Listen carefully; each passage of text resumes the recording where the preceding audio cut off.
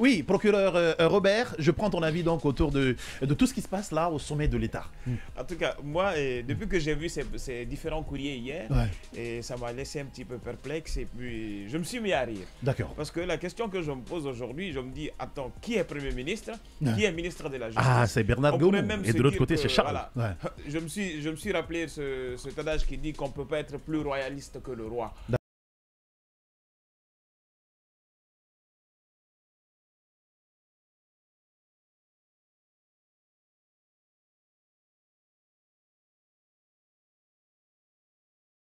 On pourrait voir que ça émane bien avant même le second courrier qui a suivi, c'est-à-dire pour l'octroi voilà, des ordres de mission. On voit que le Premier ministre... Le Premier ministre a été le premier à adresser le courrier à Alphonse Charles Wright, c'est-à-dire le courrier 0467 et 0468. S'ensuit directement ces demandes d'octroi. L'autre demande faite donc au ministre secrétaire général à la présidence. Au ministre secrétaire général à la présidence. On peut s'apercevoir là que c'est comme si le Premier ministre en avait en quelque sorte marre et qu'il devait sortir de ses gonds. C'est ce qu'on peut apercevoir dans ce courrier. Et un peu plus loin, moi j'ai lu celui de Charles Wright qui cherche à se justifier à tout prix. Et on a justifier ou à expliquer? D'abord, c'est justifié parce que quand vous le lisez très bien, vous sentez une justification par rapport à certaines décisions qui ont été prises depuis le début. Et c'est ce qu'on aperçoit. Et de surcroît, ce qui moi, je n'ai pas senti. Moi, je l'ai vu en explication. Si, on sent des justifications. Il donne les raisons de ses actes. Ces raisons constituent des justifications. Non. Évidemment. Non, il prouve que l'acte qu'il a pris, il est bon, il est réel. Et voilà quoi. C'est ce qui est bon. Mais quand je dis justifié. C'est des justificatifs. Bon, c'est. Bon, vas-y. On sent la véhémence. Non, Diane, je te donne pas la parole. On sent des coups de bâton dans son message.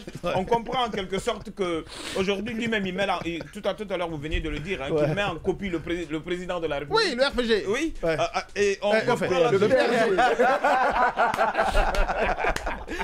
toutes les deux personnes ont mis en copie le président de la République. Le PRG, Et là, ça nous laisse croire que vraiment, on ne sait plus qui décide où ou qui décide à la place de qui, parce que là ça devient en quelque sorte très très chaud. Et moi-même j'ai des informations qui me disent que le Premier ministre, à chaque fois qu'il remonte des recommandations, pas que pour le ministre Alphonse Charles Wright, mais également pour d'autres ministres, des recommandations qui ne sont pratiquement pas prises en charge, c'est comme s'il était là. Des recommandations ou des griefs? Des recommandations, des griefs, ça dépend en quelque sorte, et que quelquefois c'est jamais acheminé. C'est comme s'il est là et que c'est de façon formelle. Ça ne rappelle plus l'histoire de cette dame-là qui gérait justement le ministère de la Justice. Évidemment. Voilà, dès qu'elle est allée en affront avec Gérald Amara, a tout de suite sauté. Et ce qui se tient du côté de Dubaï d'ailleurs, ça a été initié par le professeur Alpha Condé depuis qu'il est au pouvoir.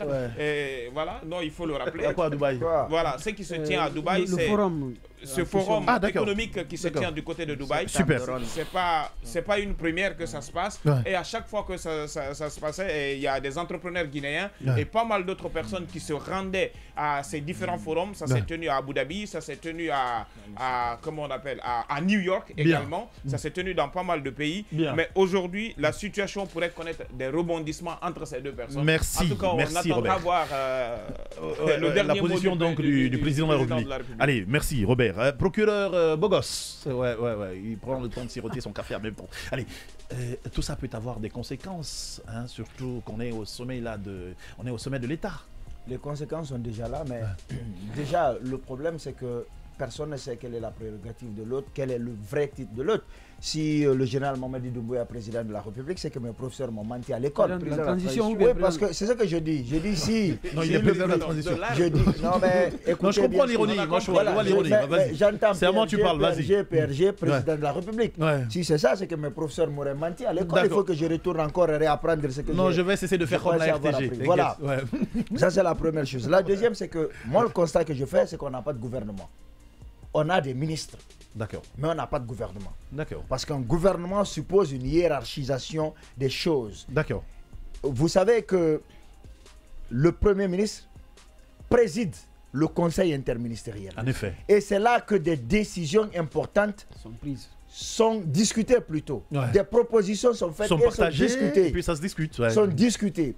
Jusqu'à ce qu'on trouve position finale. Je pense qu'il le rappelle à Charles. Oui, mais ce que je dis, c'est que quand...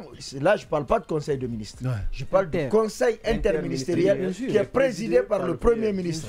On discute des propositions et on s'entend sur quelque chose. Lorsque tous les ministres concernés se sont entendus sur la chose, c'est après ça qu'en conseil de ministres, on soumet la proposition de l'idée finale au président, soit de la transition, soit de la République.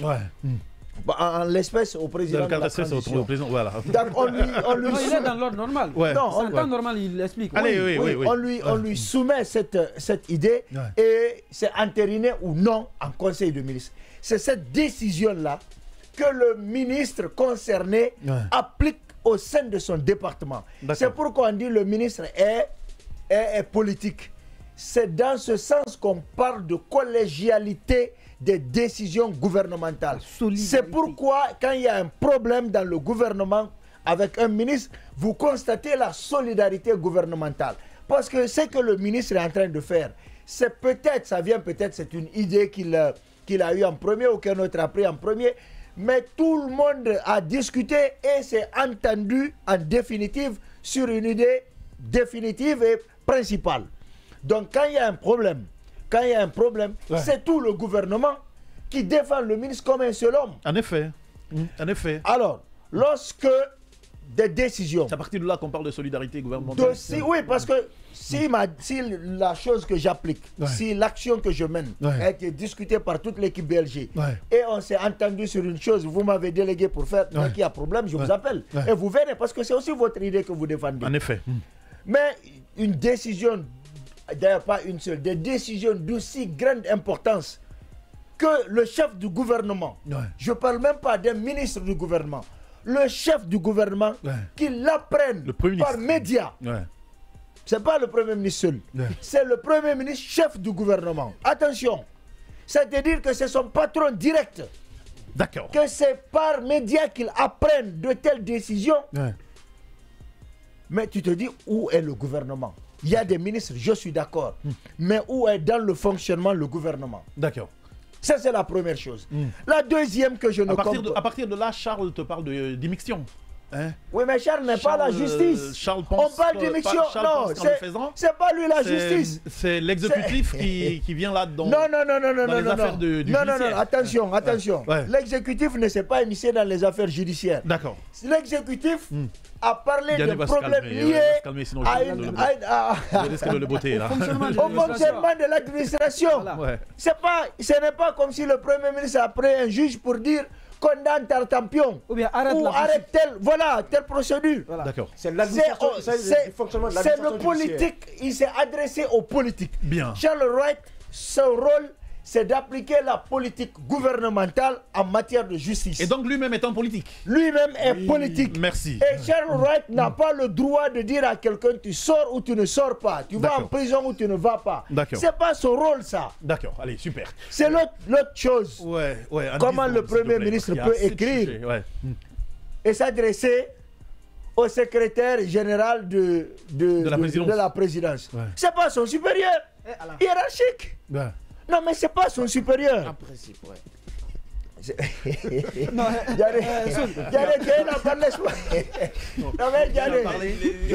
laisse-moi tout le temps développer. Le gars n'a rien dit. Maintenant qu'il est en train de broyer ta langue, tu veux revenir. Personne ne t'a sévré ici, frère. Non, mais je sais pas, c'est vrai. Je sais tout le temps de parler. Je suis pas d'accord. Non, c'est pas, c'est vrai. Tu as eu tout le temps. Tu as été la deuxième personne à qui j'ai donné la parole. Vas-y, Yacine, parlez. Je t'écoute. Voilà. Alors, ce procureur est un perturbateur. Hiérarchiquement parlant, c'est vrai que le ministre secrétaire d'État à la présidence gère les affaires au niveau de la présidence. Mais il n'y a pas de rapport de subordination entre lui et le Premier ministre. Mais est-ce qu'il y a un mal à lui faire la demande? Non, mais demande, par exemple, écoute. D'autoriser des je te pose une question simple. Si tu as un problème avec moi sur le fonctionnement du de BLG, ou en tout cas dans le cadre du travail ici, tu écris et tu te plains au comptable. Est-ce que c'est vers lui que tu dois aller? D'accord. C'est ça. C'est pas aider s'il y a un mal ou pas, est-ce que c'est vers le comptable qui vient aller. Allez, ce n'est pas parce que c'est même pas au secrétaire général du gouvernement que les ordres de mission sont établis. Non, ils devaient déposer la valeur. Il y a ça, mais surtout, il a utilisé une expression. Non. Donc, moi, et si vous permettez, pour finir en 10 secondes. Je vais parler en 10 secondes. Au temps du professeur Alpha Condé, il y avait eu une chose comme ça, où les frais de mission des ministres étaient logés à la présidence. Bien. Par contre, lorsque les ministres avaient besoin d'autorisation, ils s'adressaient au chef du gouvernement. Super. Voilà. Oui, mais vas-y maintenant, Gianni. C'est une manière de dire quoi? De rappeler des choses dans cet essence. Tu as 2 minutes pour les rappeler. Entre les deux personnes, 3 personnalités donc, de l'État ici. Quelque part, hier, on évoquait un aspect, n'est-ce pas, qu'on appelle la violation donc, des droits de l'homme. N'est-ce pas, qui pourrait ressortir donc de ces injonctions du Premier ministre interdisant la sortie du pays donc de ces des maires, des directeurs et autres. Ces directeurs de CDG le courrier et tout. Ça prouve à suffisance que le Premier ministre est plus soucié des questions des droits de l'homme que le ministre même des droits de l'homme. Je vais parler donc ici du ministre Charles Wright. Il y a un ministre des droits de l'homme en Guinée. Oui, c'est le ministre Charles Wright. C'est le ministre Charles. Vas-y, Diané. Ça, c'est le premier point ici. En évoquant ici un affront au principe de la liberté d'aller et de revenir ici, parce que ça restreint un peu ici. Le deuxième point, c'est quand vous regardez le courrier que le Premier ministre a adressé aussi au ministre secrétaire général du gouvernement, donc, on a l'impression aussi que c'est le rédacteur quand même doit essayer de comprendre un peu la hiérarchie entre les différentes personnalités de l'État. Le Premier ministre quand même ne peut pas se permettre de demander à un ministre secrétaire général de la présidence que je vous demande humblement. Mais ça n'a pas lieu d'être franchement du tout. Le rédacteur du courrier doit comprendre un peu cet aspect ici. Bien, il y a le procureur en chef également qui fait de la radio et de la télé avec nous. Voilà, donc allez, il nous amène ce message. Kamal est le patron de la matinale BLG. S'il veut se séparer d'un chroniqueur, doit-il en informer le DG avant de le faire ou à la demande d'explication de ce dernier? C'est la question. Charles n'est pas le pouvoir judiciaire, c'est un politique, un ministre de l'exécutif et donc relevant du pouvoir exécutif.